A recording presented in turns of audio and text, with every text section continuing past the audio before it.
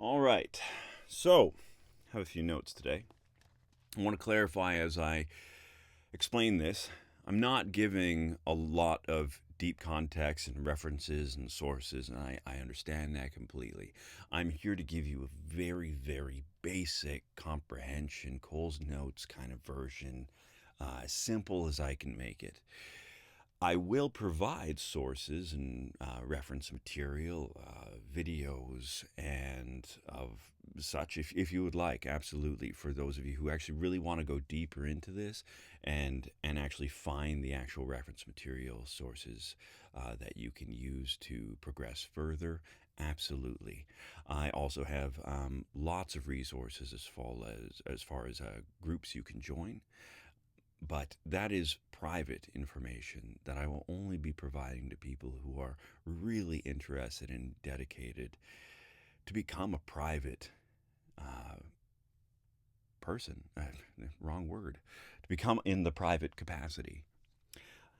This has been years of research already for me to get this far, and trying to break these intense, complex things into a few minutes is not simple. Uh, I myself am going through the process right now, so I am moving my entire life, estate, birth certificate, trusts, all into the proper standing. And as I show you this, I am doing it. So please, if you are interested, right below, tell me what you'd like to know more. Things you would like more clarity on would be helpful as we step further into comprehending the crazy world of trusts and private and what it truly means to become sovereign. So, today we're discussing a very brief comprehension on the birth certificate. Most people think a birth certificate is proof of identity. It is absolutely not. If you even read on the back of a birth certificate, it says this is not proof of identity. It is only a registration of something. That's it. It's a registration. Okay? So when you are registering for a birth certificate, you're registering something. In 1666, I think it was the Black Plague, the Roman Catholic Church needed a way to help people protect their property and assets.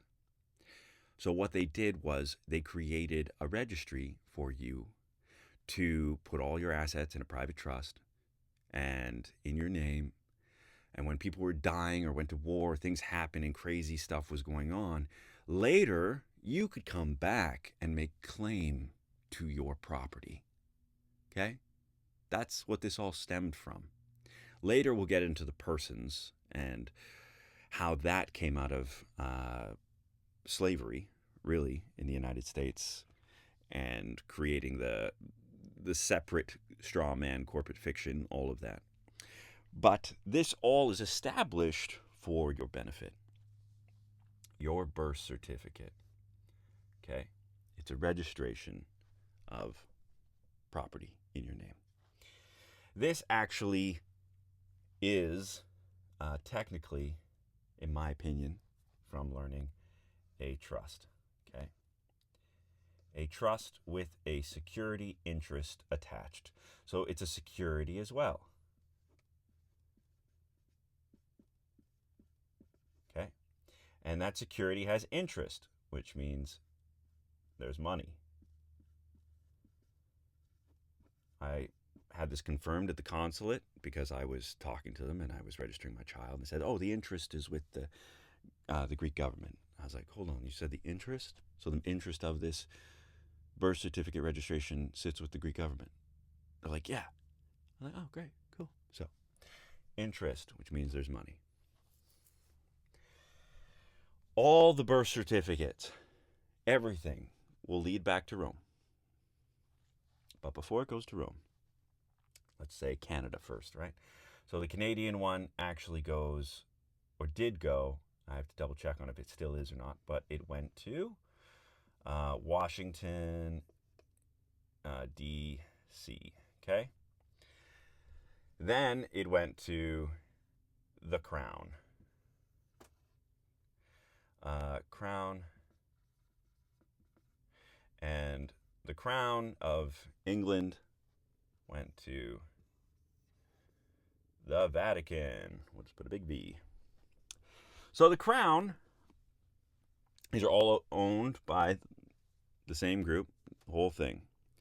When we can comprehend that everything is a corporation, things start to make sense. The Crown is a private, unincorporated association. The Crown has something that it uses for everything. They're soldiers, in other words. Okay? Templars.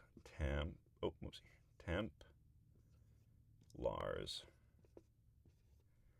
The Templars. You probably know the Templars, right? Dun, dun, dun. The first private association, the first trust set up, was set up in Malta. Okay. Maltese cross, right? The Templars, in today's world, are the bar. The Temple Bar.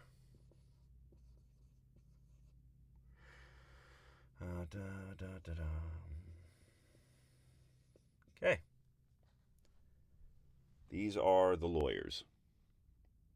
Everything in the public runs through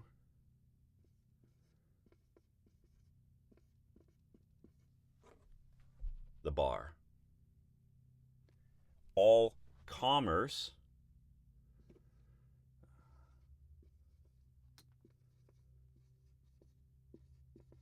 runs through the bar. When you can comprehend that and know that all of this technically is corporation world, it's commerce, it's on the water, the currency, the current of the sea, the financial world, okay?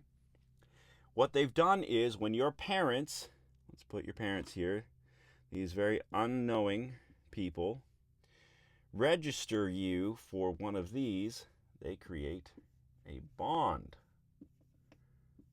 You are bonded to them. The cool part is you can control this whole thing, and it was meant for you to control. When you're born, they register you. You get this security interest trust account made in your name. It's like a big ship over here, right? We talked about the big ship. And they made a little ship over here in your name for you to come claim when you are age of majority. So in whatever province or state you're in, it's usually 18, 19, 21. When you become age of majority, okay, you are no longer considered a minor. We all reach age of majority, 18, 19, 21, 25, but you are not looked at as age of majority until you come to them and make claim. Just like you got lost in 1666, your family died, all this stuff, and then you inherited all these things from your family, but you didn't know it, and then you had to come back and make claim to the property of your inheritance. And then they're like, oh, here's all your stuff. Thanks for coming back and letting us know you're alive and well. Again, when the birth certificate happened, they didn't register you, the living man or woman. They registered this property, okay, that there was something, but that's not you. So we can't self-identify with this. That's the key thing here. you're on the land. Whatever is on sea is on sea. So you, the living man, have been lost at sea. You're gone. You're not here. You, the living man, have to come back and claim something that's yours when you are at the right age. If your parents didn't do all this prior, let's just make it that way and put you and your kids and everyone into a private trust and all that beforehand and laid claim to all the securities till you were of age and then you came and made claim. There's a separate story here, but we're going to stick to this basic thing. When you're age of majority, you come to them and you let them know, hey, I am no longer a minor. Now let's look into what a minor is. A minor cannot take care of themselves, cannot make decisions for themselves, cannot run their estates, cannot think soundly of mind and body, and they need someone to look after them. Because technically, to them, they're looking after this for you until you come, just as they would in an orphanage. So they are, you are their ward, okay? Like an orphan. And they are your guardian, if your parents haven't taken ownership. So, guardian. Crown is your guardian, which is your government in each country, because every country that you think of as a country is technically a corporation. Canada is a corporation. Canada Inc., basically. U.S. in capital letters, United States, is a corporation. The Confederation of the States, the Confederation of the States United, something like that. That is not a corporation. That is the states under a confederation, united. But they're in small letters, and if you see United States is all in capital letters, that is a corporation. Canada is a corporation. It's an arm of the United States Corporation, which the United States Corporation is owned by the Crown. That's all the financial world. They own all of it, okay? So, to no longer have them as a guardian and you be a ward, or an orphan, or lost at sea, you have to come claim your property. This is going from something called de facto relationship to de jure. Hopefully I spelled this right. I don't know, but okay. You are transferring the property from them as being the executors of this estate and technically the beneficiaries, because there's no one to come claim the property, to, and you're the trustee right now, looking after this thing for you, but you don't even know it. So you're the trustee, and this is de facto, okay?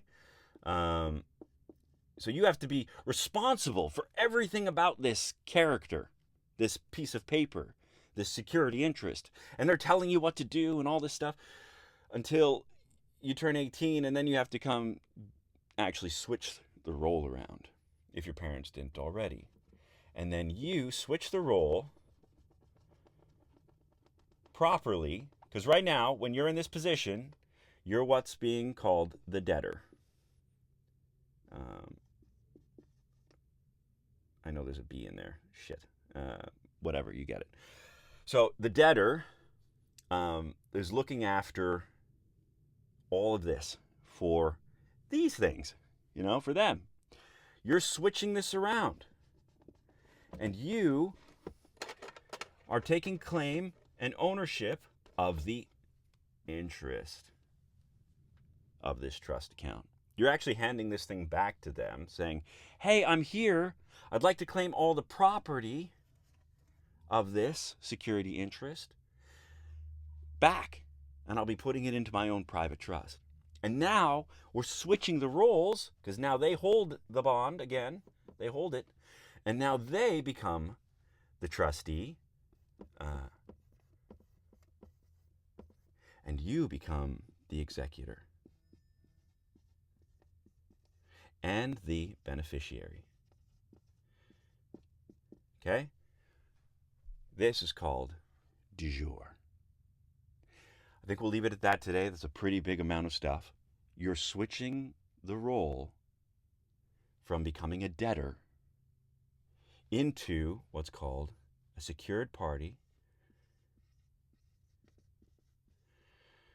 P, okay, secured party, and a creditor. So, creditor, okay?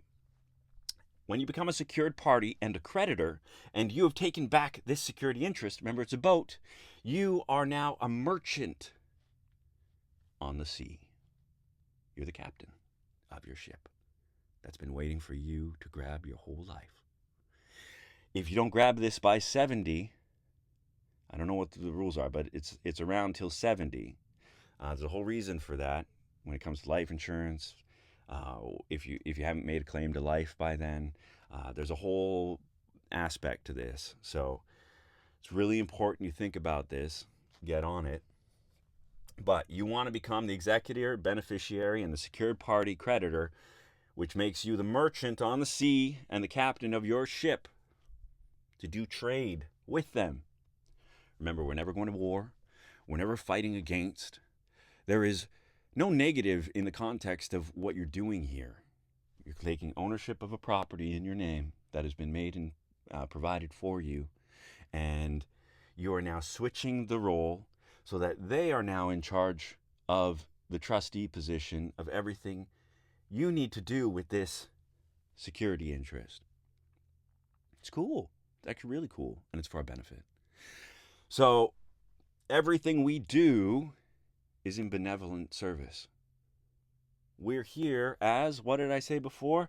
The spiritual children and kings and queens, that's a really bad crown, kings and queens on the earth doing commerce, okay? We do this in benevolent service, spiritual benevolent service, because we are always guided by the rule of the air, right? Land, water, air. What was the rule of the air?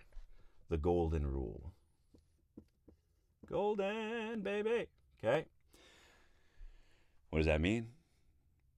We treat everyone as we want to be treated, which means we do good things. When we get put into this position of kings and queens and using our interests properly, we're becoming benefactors on the earth, just as God's position is supposed to be through us.